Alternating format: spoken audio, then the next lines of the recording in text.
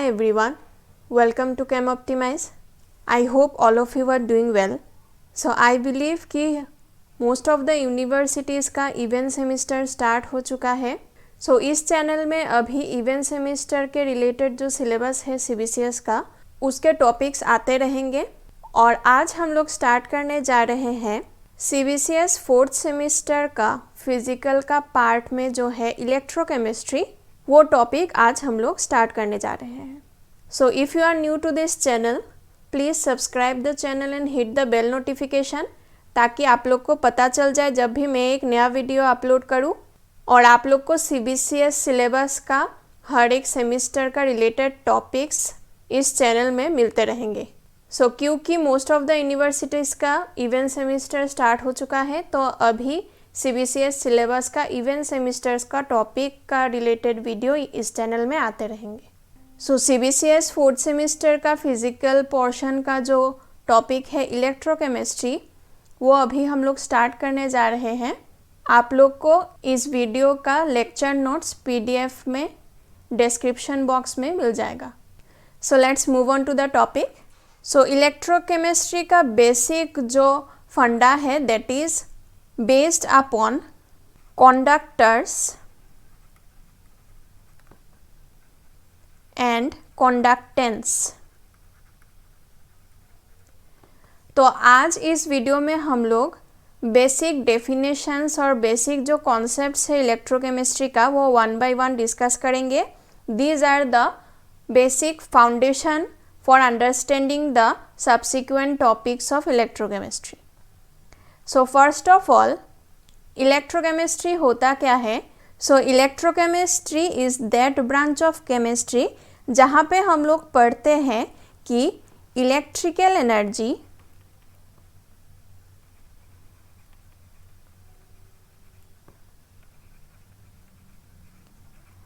And chemical energy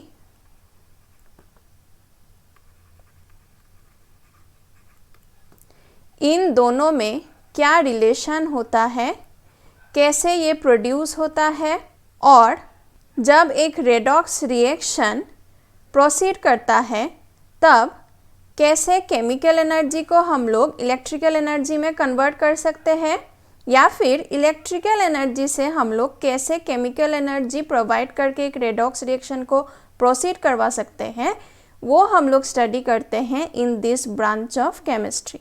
so electrochemistry पढ़ने के लिए हम लोग को सबसे पहले जानना पड़ेगा कि ये कंडक्टर्स और कंडक्टेंस, ये दोनों बेसिक जो फाउंडेशन है ऑफ इलेक्ट्रोकेमिस्ट्री वो हम लोग को समझना पड़ेगा. सो फर्स्ट ऑफ ऑल कंडक्टर्स होता क्या है? कंडक्टर्स जो है वो दो तरीके का हो सकता है. पहला इलेक्ट्रॉनिक कंडक्टर्स और दूसरा इलेक्ट्रोलाइटिक कंडक्टर्स, जिसको हम लोग इलेक्ट्रोलाइट्स भी बोलते हैं. सो इलेक्ट्रॉनिक कंडक्टर्स होता है जैसे कि मेटल्स या फिर कोई मिनरल्स जो सब्सटेंसेस विदाउट डिकम्पोजिशन इलेक्ट्रिसिटी को कंडक्ट कर सकते हैं, उनको हम लोग इलेक्ट्रॉनिक कंडक्टर्स बोलते हैं. और जो सब्सटेंसेस डिसोसिएशन करने के बाद इलेक्ट्रिसिटी को कंडक्ट करते हैं उनको हम लोग इलेक्ट्रोलाइटिक कंडक्टर्स या फिर इलेक्ट्रोलाइट्स बोलते हैं. सो इलेक्ट्रोलाइट्स दो तरीके का होता है, strong electrolytes and weak electrolytes. इसके बारे में मैंने डिटेल्स में डिस्कस किया है in the ionic equilibrium video of the rapid revision series. आप लोगों ने अगर वो चेकआउट नहीं किया है then you can check it out from the i button. So electronic conductors में मेनली इलेक्ट्रॉन्स जो होता है, जैसे कि मेटल्स में होता है बहुत सारा free electrons, sea of free electrons रहता है, जिसके मूवमेंट के कारण इलेक्ट्रिसिटी कंडक्ट होता है. और इलेक्ट्रोलाइट्स में क्या होता है, आयंस प्रोड्यूस होता है जिसके मूवमेंट के कारण इलेक्ट्रिसिटी कंडक्ट होता है. तो कोई भी टाइप का कंडक्टर हो, आयंस या फिर इलेक्ट्रॉन्स के मूवमेंट के कारण इलेक्ट्रिसिटी प्रोड्यूस होता है या फिर कंडक्टेंस दिखाई देता है सॉल्यूशन में या फिर कंडक्टर्स में। So basically conductance is flow of electricity. So flow of electricity को जो डिफाइन करता है दैट इज कंडक्टेंस, वो हम लोग थोड़ी देर बाद इन डिटेल्स पढ़ेंगे about conductance and conductivity and all. So for now these are the two basic concepts of electrochemistry, conductors and conductance. So next we'll discuss some factors जिसके ऊपर depend करता है कि सॉल्यूशन का या फिर कंडक्टर्स का इलेक्ट्रोलाइटिक कंडक्टेंस कैसे वेरी करेगा। So number 1 factor is nature of the electrolyte. So nature of the electrolyte हम लोग को पता है, अगर स्ट्रॉन्ग इलेक्ट्रोलाइट हुआ तो वो ऑलमोस्ट आयनाइज हो जाता है कॉम्प्लीटली इन द सॉल्यूशन, इसलिए जो कंडक्टेंस होगा वो भी लार्ज होगा। वेयरएज वीक इलेक्ट्रोलाइट के केस में क्या होता है, वो ज़्यादा एक्सटेंट में आयनाइज नहीं होना चाहता है इन द सॉल्यूशन, इसलिए जो कंडक्टेंस होगा वो स्मॉल होगा। Next is size of the ions.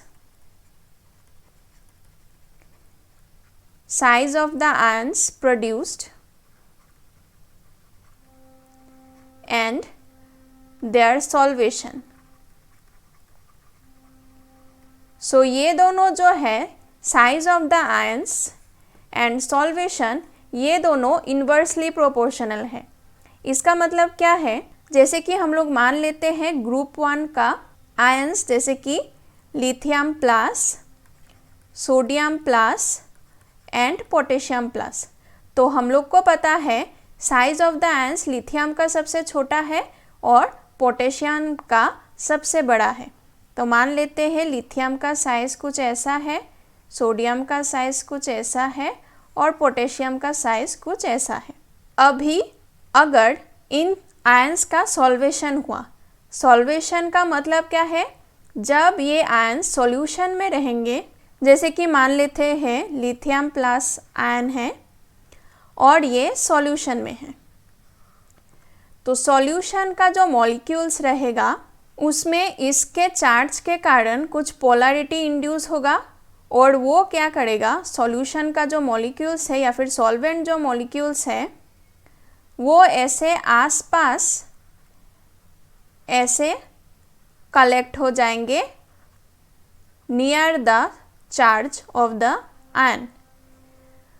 तो आयन का चार्ज के लिए जो सॉल्वेंट मॉलिक्यूल्स रहेंगे उसमें कुछ पोलैरिटी इंड्यूस होगा और उसके कारण जो चार्ज्ड आयन है उसके आसपास सॉल्वेंट मॉलिक्यूल्स जो है वो ऐसे कलेक्ट हो जाएंगे और एज ए स्फीयर, यहाँ पे स्फीयर समझ में नहीं आ रहा है क्योंकि ये 2 डायमेंशनल पिक्चर है, लेकिन इन 3 डायमेंशनल एस्पेक्ट हम लोग ऐसे इमेजिन कर सकते हैं कि अंदर एक आयन है और पूरा एक स्फीयर जैसा या फिर फुटबॉल जैसा या फिर कोई एक बॉल जैसा इस आयन को चारों तरफ से सराउंड करके रहेंगे solvent molecules.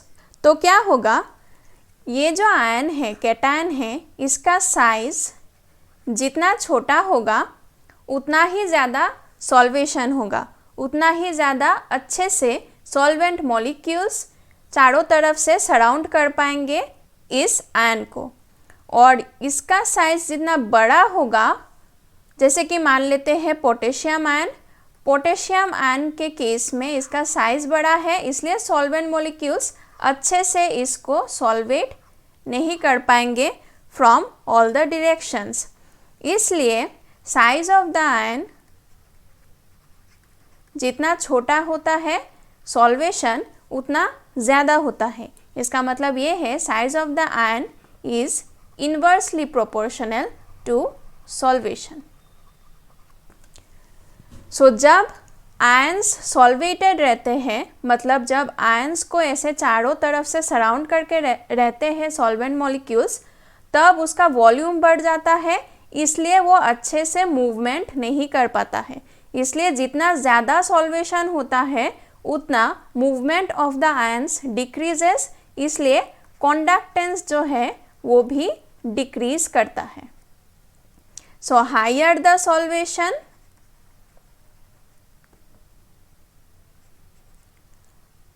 lesser is the conductance of the solution.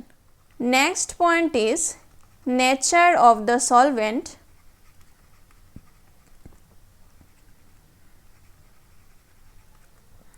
and its viscosity.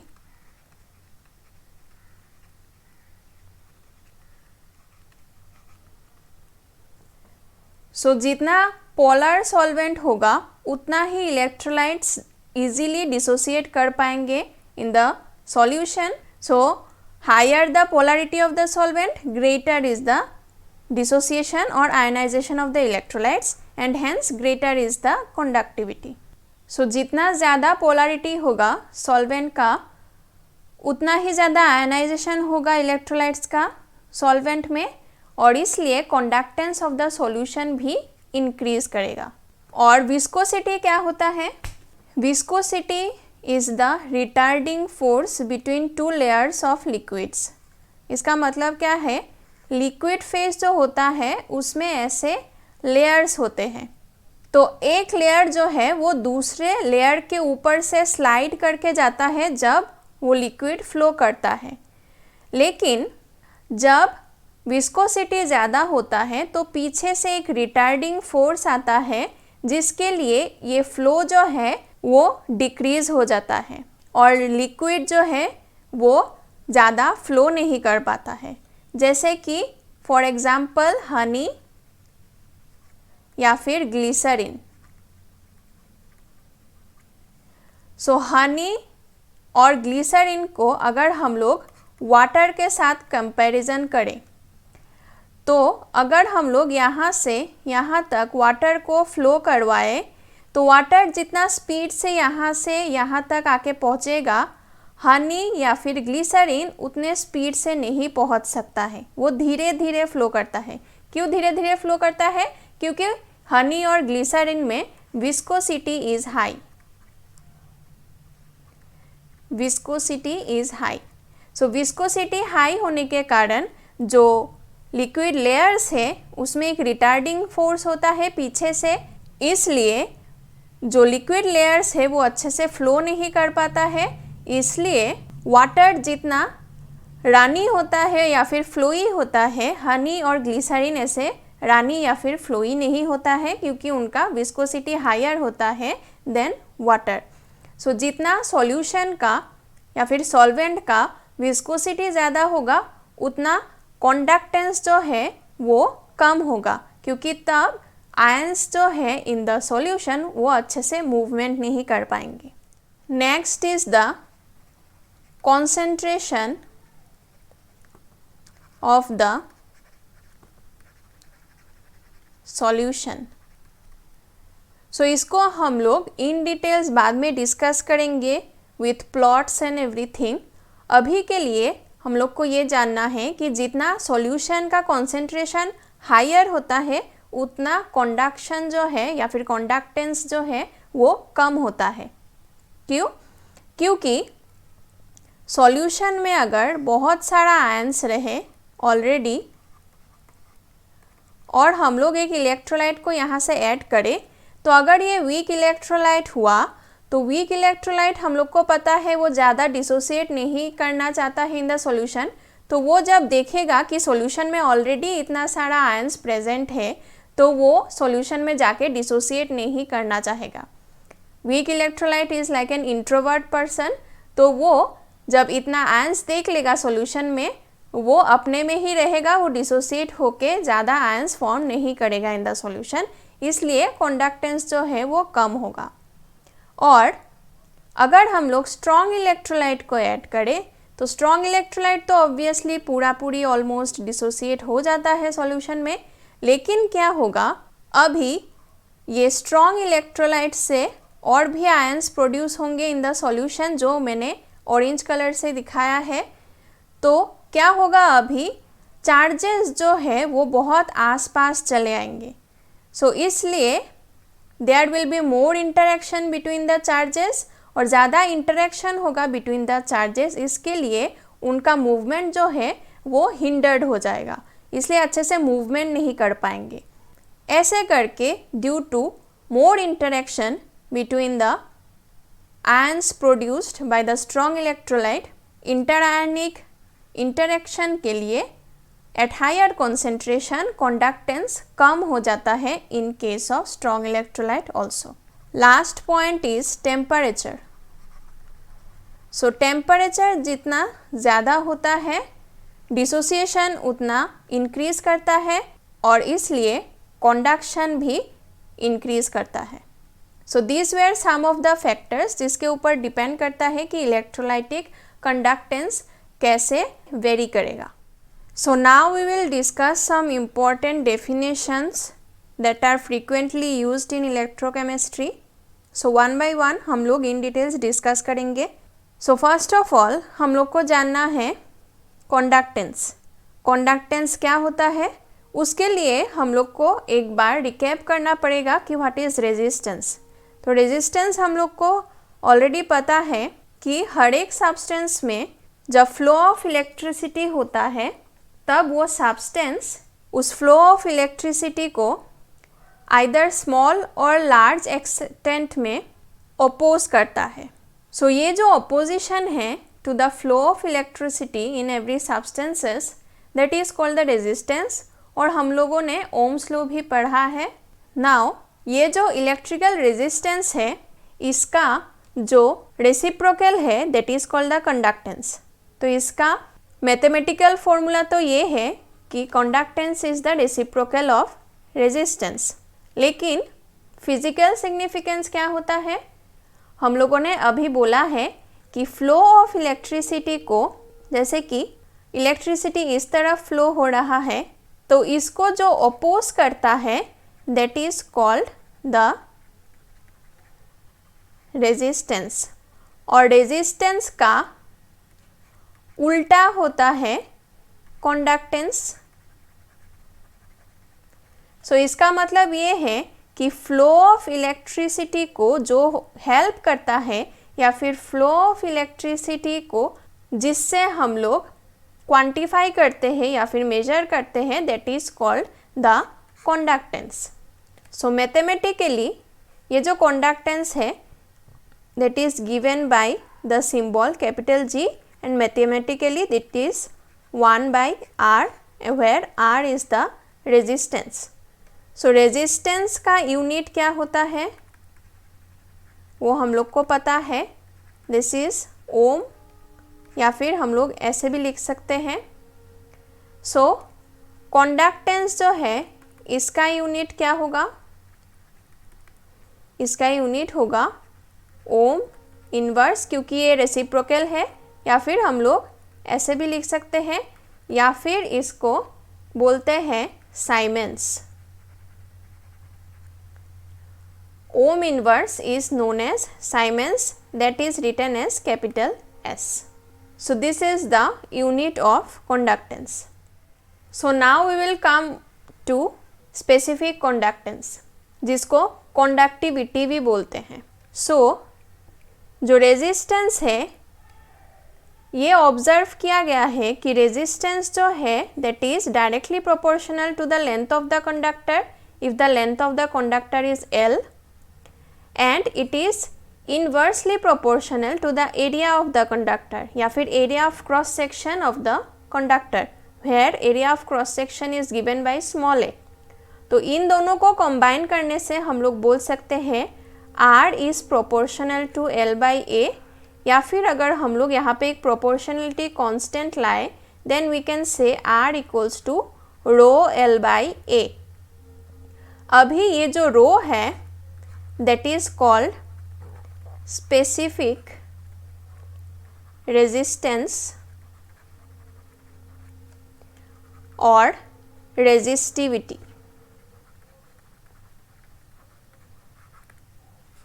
So this is an important relation R equals to rho L by A, where rho is called specific resistance or resistivity। यहाँ से हम लोग देख रहे हैं कि अगर L का वैल्यू जो है वो यूनिटी रहे, जैसे कि मान लीजिए 1 सेंटीमीटर, और ए का वैल्यू ये भी यूनिटी रहे, मान लीजिए 1 सेंटीमीटर स्क्वायर, तब क्या होगा, R will be equals to rho. So we can say resistivity is the resistance offered by a conductor जब उसका लेंथ होता है यूनिटी, मान लीजिए 1 सेंटीमीटर, और उसका एरिया ऑफ क्रॉस सेक्शन जो है दैट इज ऑल्सो यूनिटी, मान लीजिए 1 सेंटीमीटर स्क्वायर. सो ऐसा एक कंडक्टर जिसका लेंथ यूनिटी है दैट इज 1 सेंटीमीटर और एरिया ऑफ क्रॉस सेक्शन जो है वो भी यूनिटी है, मान लीजिए 1 सेंटीमीटर स्क्वायर, तब ये कंडक्टर जो रेजिस्टेंस ऑफर करेगा to the flow of electricity that is called resistivity. अगर हम लोग इसको एसआई यूनिट में एक्सप्रेस करना चाहें तो हम लोग बोलेंगे कि जब एक कंडक्टर का लेंथ होगा 1 मीटर और इसका एरिया ऑफ क्रॉस सेक्शन होगा 1 मीटर स्क्वायर, तब इसमें जो फ्लो ऑफ इलेक्ट्रिसिटी है इसको जो रेजिस्टेंस प्रोवाइड करेगा that is called the resistivity. Now हम लोग बात कर रहे थे अबाउट स्पेसिफिक कंडक्टेंस और conductivity which is given by the symbol kappa. So specific conductance या फिर conductivity जो है that is the reciprocal of resistivity. So क्योंकि conductivity या फिर specific conductance is the reciprocal of resistivity, तो हम लोग ये बोल सकते हैं कि जब एक कंडक्टर का लेंथ यूनिटी रहेगा, मान लीजिए 1 सेंटीमीटर, और एरिया ऑफ क्रॉस सेक्शन रहेगा 1 सेंटीमीटर स्क्वायर, तब ये जो कंडक्टेंस ऑफर करेगा that is called the conductivity. This is just the opposite of resistivity. या फिर इन एसआई यूनिट हम लोग बोल सकते हैं कि कंडक्टर का लेंथ जब 1 मीटर होगा और area of cross section 1 metre square होगा, तब वो जो कंडक्टेंस प्रोवाइड करेगा that is called the conductivity. तो यही यहाँ पे लिखा गया है. So conductivity is given by the symbol kappa. और अभी हम लोग यूनिट्स डिस्कस कर लेते हैं.